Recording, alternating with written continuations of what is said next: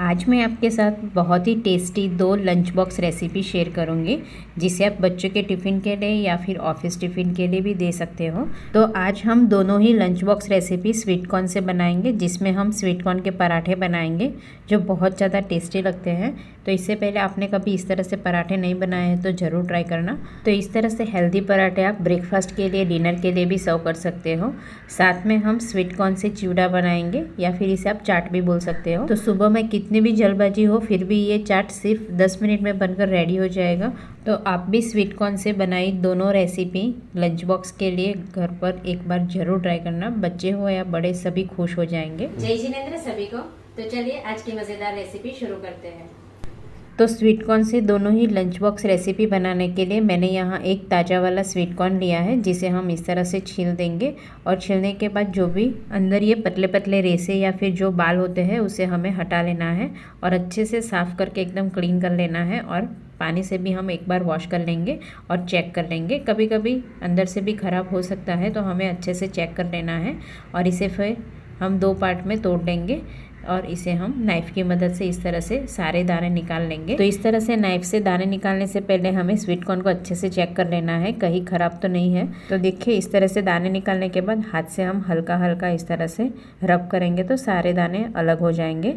और जो भी हमें बच गए वो सारे दाने इस तरह से नाइफ़ से कट कर लेना है। वैसे आप चाहो तो हाथ से भी दाने अलग अलग कर सकते हो, पर इस तरह से नाइफ़ से ये काम जल्दी भी हो जाता है और दाने भी थोड़े मीडियम कट होंगे। तो इस तरह से स्वीट कॉर्न के दाने कट करने से हमें दोनों रेसिपी बनाने में बहुत आसान रहेगा। तो देखिए, यहाँ जैसे जैसे हम नाइफ़ से तोड़ेंगे वैसे हम हाथ से थोड़े दाने अलग कर लेंगे। और जो भी मकाई के दाने बच गए उसे हम इस तरह से नाइफ़ की मदद से कट कर लेंगे।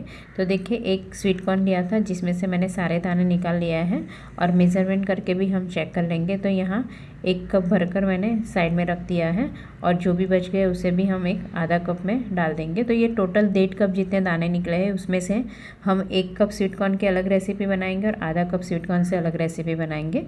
अब सबसे पहले हम स्वीट कॉर्न के पराठे बना रहे हैं, तो उसके लिए मैंने यहाँ एक कच्चे केले को बॉईल कर लिया है और इसमें से छिलके निकाल लिया है और मैशर से मैश कर लेंगे। तो ये केला जब हमें कुकर से निकालकर हल्का गर्म होगा तब भी छिलके निकालकर तुरंत मैश कर लेना है, जिससे ये अच्छे से मैश हो जाएगा। या फिर ठंडा हो जाएगा तो फिर आप ग्रेटर से ग्रेट कर लीजिए। और इसमें आधा कप स्वीट कॉर्न ऐड करेंगे। तो ये स्वीट कॉर्न को हमें बॉईल भी नहीं करना है, ना ही अलग से सौते करना है।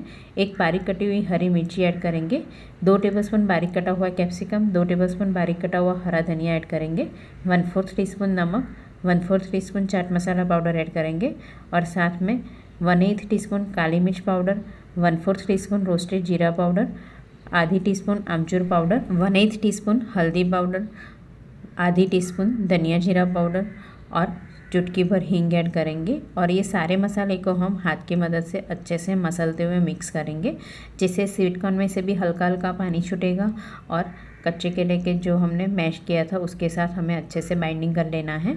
तो ये प्रोपोर्शन जो हमने लिया है वो एकदम परफेक्ट है, 1 कच्चा केला और आधा स्वीट कॉर्न लेना है।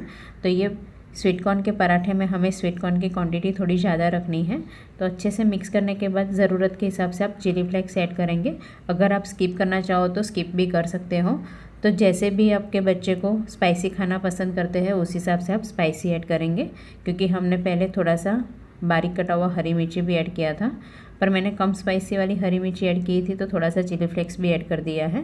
तो देखिए, इस तरह से अच्छे से बाइंडिंग आने के बाद इसकी हम 2 बड़ी सी लोई बनाएंगे। तो ये पराठा हम थोड़ी बड़ी साइज़ का बना रहे हैं, इसलिए मैंने 2 पराठे बनाया है।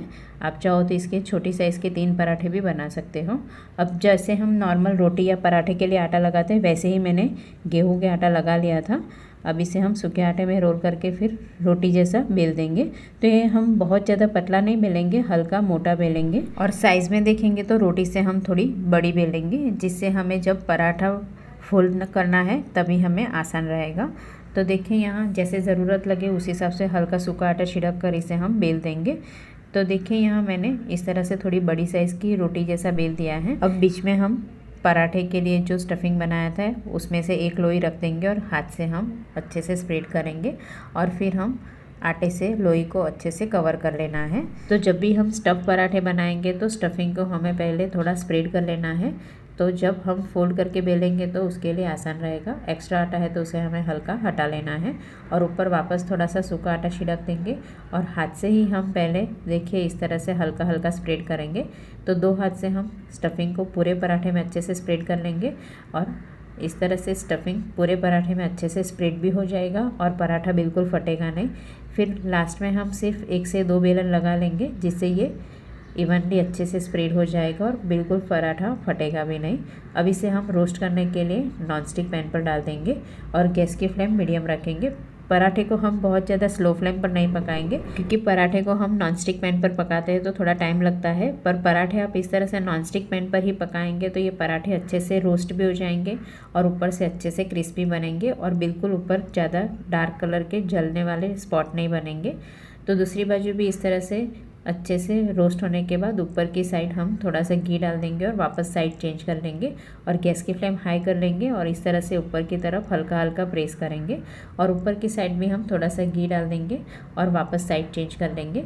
तो देखिए ये दूसरी साइड हल्का कलर कम लग रहा है तो हम वापस साइड चेंज कर लेंगे और इस तरह से हल्का हल्का प्रेस करेंगे जिससे देखिए ये पराठा अच्छे से फूल जाएगा और नीचे की साइड अच्छे से क्रिस्पी बनने लगेगा। तो नॉनस्टिक पैन पर पराठे अच्छे से क्रिस्पी भी बनेंगे और बिल्कुल जलेंगे नहीं। तो मैं तो सजेस्ट करती हूँ कि आप नॉनस्टिक पैन पर ही पराठे अच्छे से रोस्ट करेंगे। तो ये जब भी स्टफ पराठे रोस्ट करना है तो आप नॉनस्टिक पैन का ही यूज़ कीजिए। वैसे आयरन के तवे पे भी आप रोस्ट कर सकते हो पर वो जल्दी से जलने के स्पॉट आ जाते हैं और अच्छे से क्रिस्पी नहीं बनता है। तो इसी तरह हम दूसरे पराठे को भी रोस्ट करने के लिए रख देंगे और जो हमने रोस्ट किया है वो पराठे को हम चॉपिंग बोर्ड पे रख देंगे और कट कर लेंगे। तो कट करने से भी पता चल जाता है कि ये पराठा एकदम क्रिस्पी बना है। अब ऊपर हम थोड़ा सा घी डाल देंगे। अगर आप स्किप करना चाहो तो स्किप भी कर सकते हो या फिर बटर को भी स्प्रेड कर सकते हो और स्प्रेड करने के बाद थोड़ा सा चाट मसाला स्प्रिंकल करेंगे। तो देखिए पराठे को हम खोलकर भी देख लेंगे अंदर से कितना टेम्पटिंग दिख रहा है और बहुत ज़्यादा टेस्टी लगता है। तो ये पराठा ठंडा होने के बाद भी बहुत ज़्यादा टेस्टी लगेगा।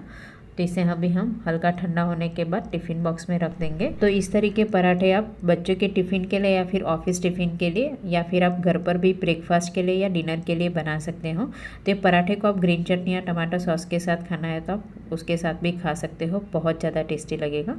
साथ में मैंने छोटे से डिब्बे में अनार के दाने रख दिए हैं। तो आप भी इस तरह से पराठे एक बार ज़रूर ट्राई करना। अब दूसरा टिफ़िन बॉक्स बनाने के लिए मैंने यहाँ कुकर को गर्म करने के लिए रख दिया है। इसमें 1 से 1.5 टीस्पून ऑयल ऐड करेंगे, आधी टीस्पून जीरा और चुटकी भर हींग ऐड करेंगे और थोड़ी सी चुटकी भर हल्दी पाउडर ऐड करेंगे। 4 से 5 करी पत्ता ऐड करेंगे और एक कम स्पाइसी वाली हरी मिर्ची को बारीक कट करके ऐड करेंगे और हल्का सौते कर लेंगे। और साथ में जो हमने 1 कप स्वीट कॉर्न के दाने निकाले थे वो सारे स्वीट कॉर्न के दाने ऐड कर लेंगे और स्लो फ्लेम पर चम्मच से 1 से 1.5 मिनट के लिए चला लेंगे। तो मैंने यहाँ ऑयल का यूज़ किया है, आप चाहो तो बटर का भी यूज़ कर सकते हो या फिर घी का भी यूज़ कर सकते हो। अब इसमें हम थोड़ा सा चुटकी भर गरम मसाला पाउडर, 1/4 टीस्पून सौंठ पाउडर, आधे टीस्पून कश्मीरी लाल मिर्च पाउडर, आधे टीस्पून नमक ऐड करेंगे और साथ में आधे टीस्पून धनिया जीरा पाउडर ऐड करेंगे और इसे हम एक बार अच्छे से मिक्स कर लेंगे। तो ये मसाले जले नहीं उसके लिए हम थोड़ा सा सिर्फ पानी ऐड करेंगे। तो एक बार मसालों से हम स्वीट कॉर्न को अच्छे से कोट कर लेंगे, गैस की फ्लेम स्लो रखेंगे और इस तरीके से हम हल्का हल्का पानी छिड़केंगे। तो ये सिर्फ 2 से 3 टेबलस्पून हमें पानी ऐड करना है, ज़्यादा पानी ऐड नहीं करना है। अब एक बार अच्छे से मिक्स कर लेंगे और मिक्स करने के बाद कुकर का ढक्कन बंद कर लेंगे और मीडियम फ्लेम पर हम 2 सीटी लगाकर मीडियम फ्लेम पर पका लेना है। तो देखिए यहाँ अब कुकर का ढक्कन बंद कर लेंगे और 2 सीटी लगाकर इसे हम पका लेंगे। तो 2 सीटी लगाने के बाद स्वीट कॉर्न को मैंने एक प्लेट में निकाल लिया था जिससे ये हल्के ठंडे हो जाएंगे और करी पत्ता को भी हम हटा लेंगे। अगर आप चाहो तो करी पत्ता को रख भी सकते हैं पर बच्चों के टिफ़िन में बीच बीच में आएंगे तो अच्छे नहीं लगेंगे, इसके लिए मैंने हटा लिया है। थोड़ा सा बारीक कटा हुआ टमाटर ऐड करेंगे और थोड़े से अनारदाना ऐड करेंगे और थोड़े से बारीक कटा हुआ हरा धनिया भी ऐड करेंगे। साथ में थोड़ा सा चाट मसाला स्प्रिंकल करेंगे और नींबू का रस भी निचोड़ देंगे। तो आपको जितना पसंद है उस हिसाब से आप नींबू का रस ऐड करेंगे और अच्छे से मिक्स कर लेंगे। और जैसे मैंने आपको दिखाया वैसे ही स्वीट कॉर्न को ठंडा करने के बाद ही टमाटर और अनारदाना ऐड करेंगे। अगर आप गरम गरम स्वीट कॉर्न में टमाटर ऐड कर लेंगे तो वो टेस्ट चेंज हो जाएगा, अच्छा नहीं लगेगा। अब मिक्स करने के बाद इसे हम टिफ़िन बॉक्स में डाल देंगे। साथ में छोटे से टिफ़िन में हम थोड़ी सी सेव दे देंगे। तो ये जब भी खाना है तभी इस तरह से थोड़ी सी सेव स्प्रिंकल कर लेंगे, जिससे ये चिवड़ा बहुत ज़्यादा टेस्टी लगेगा। तो आप भी स्वीट कॉर्न से बनाई दोनों लंच बॉक्स रेसिपी को आप एक बार घर पर ज़रूर ट्राई करना। बच्चे हो या बड़े सभी को बहुत पसंद आएगी। Thank you.